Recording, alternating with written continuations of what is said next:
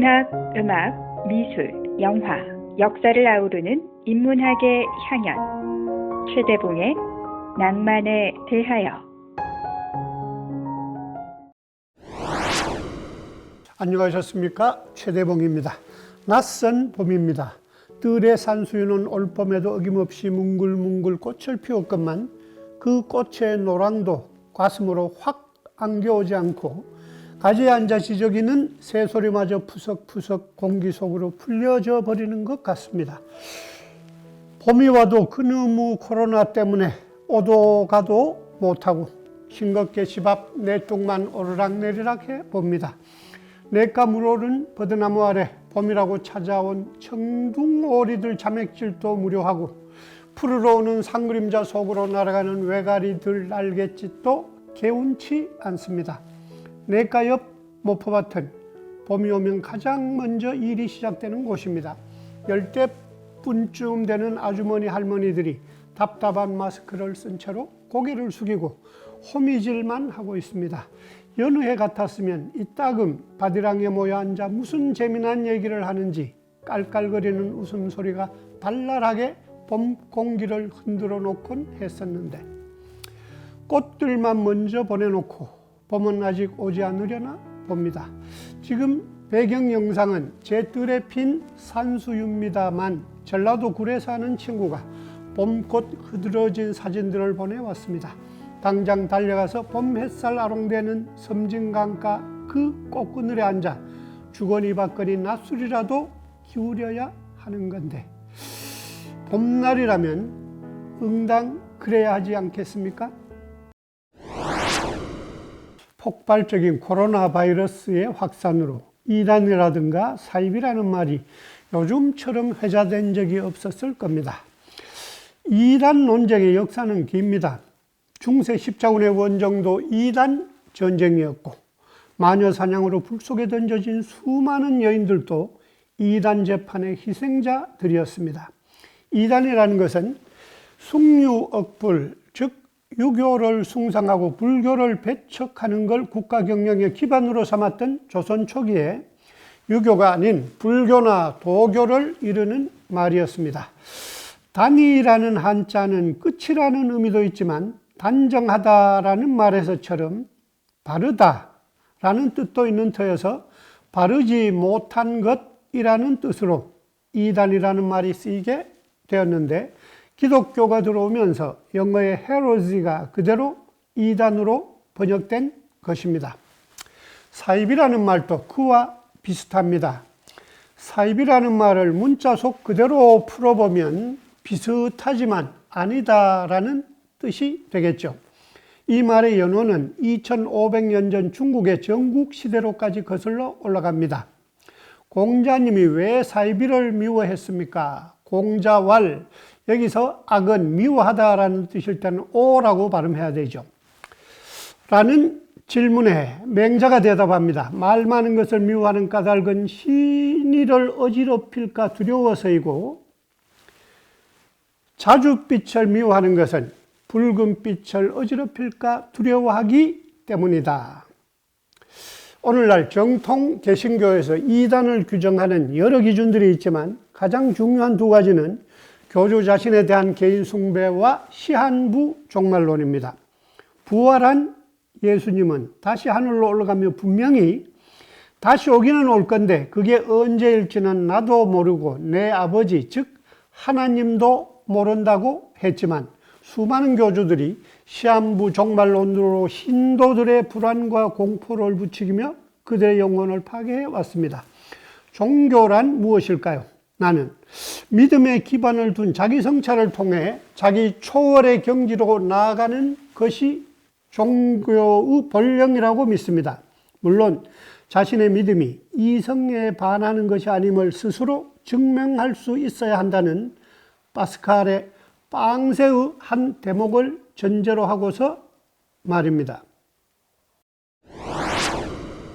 잊을만 하면 다시 불거져 나와 기승을 부리는 종말론은 불안과 공포야말로 사람들의 이성을 마비시켜 복종하게 하는 가장 효과적이며 위력적인 수단이기 때문일 것입니다. 1992년 가을 우리를 불안에 떨게 한 종말론이 있었습니다. 이른바 휴거 소동이 그것입니다. 여기서 휴자와 거자는 둘 다 들어 올리다라는 한자 말이죠. 이장님이라는 목사가 주도하던 다미선교회는 10월 28일 최후의 심판이 도래해 지구는 종말을 맞고 자신을 믿는 사람들만이 하늘로 들어 올려져 재림하는 예수와 만나게 된다는 예언으로 사람들을 불안에 떨게 했습니다. 그날 무려 8천여 명의 사람들이 그에게 재산을 갖다 바치고 그와 함께 들어 올려지기를 초조하게 기다렸지만 지구의 중력은 여전히 그들의 발을 땅에 딱 붙어 있게 했고 그 다음 날에도 해는 떠올랐습니다. 아득한 옛날부터 중앙 아메리카에는 마야인들이 살다가 불가사의한 문명의 유적들만 남기고 유럽 사람들이 신대륙에 도착하기 훨씬 이전인 서기 600년경에 호련히 사라졌습니다. 마야라는 이름이 주기라는 뜻이라고 하니 그들은 시간의 부족이었던 셈입니다. 놀랍게도 그 시절에 벌써 전체의 운행을 훤히 꿰고 있던 그들은 시간의 부족이라는 그들의 이름답게 과학적인 달력을 남겼습니다. 이른바 마야 달력이라는 것입니다.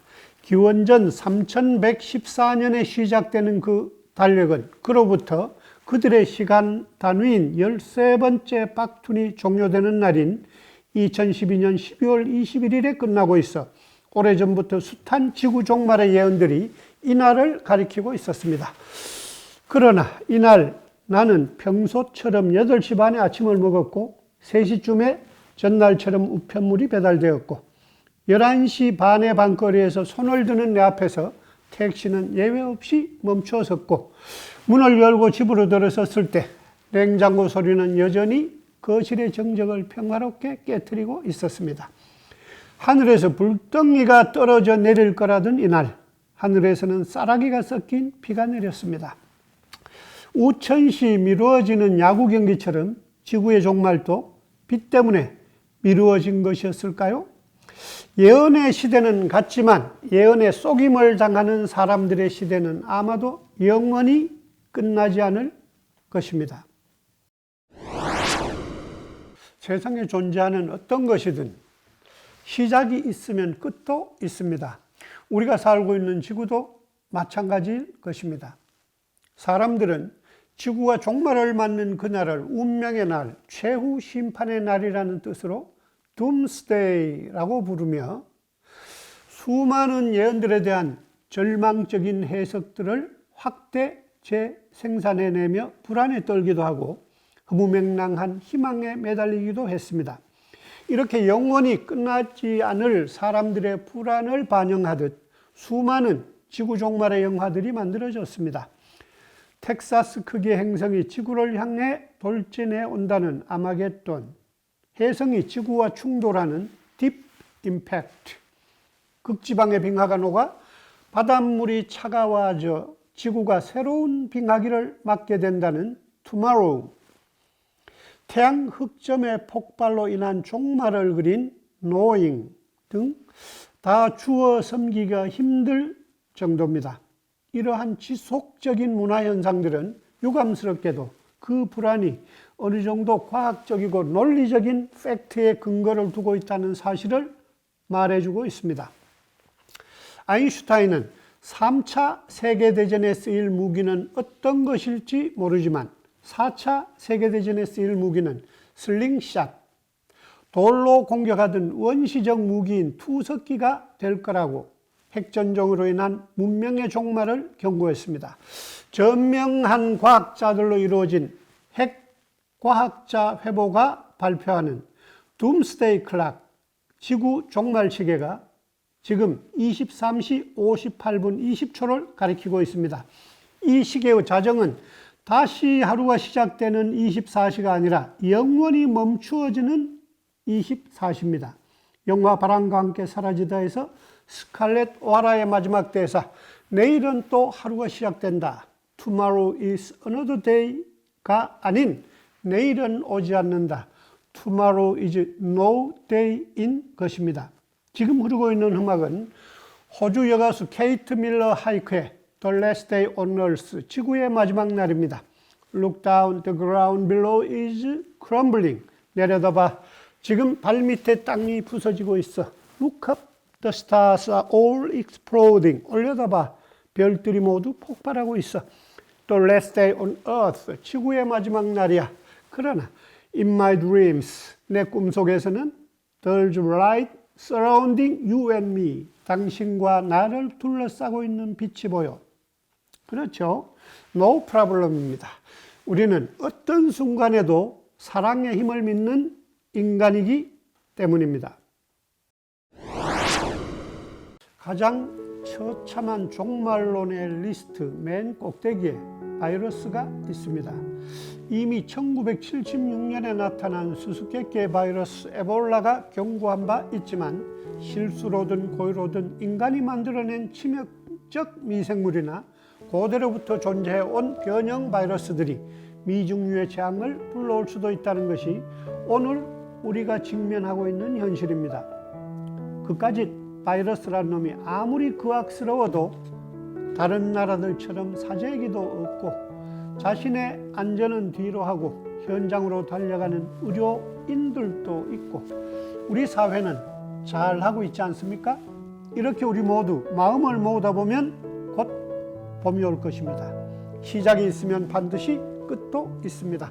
1999년 뉴욕타임스가 지난 1000년 동안 인류의 최고의 발명품 50가지를 선정했습니다. 그 중에 문장부호 마침표가 있었습니다. 르네상스 시대 베네치아의 한 인쇄공이 처음 쓰기 시작했다는 마침표는 문장을 완성하는 힘을 갖습니다. 마침표가 없었다면 젊은 베르테르의 슬픔도 영영 끝나지 않았을 것입니다. 최대봉의 낭만에 대하여 였습니다.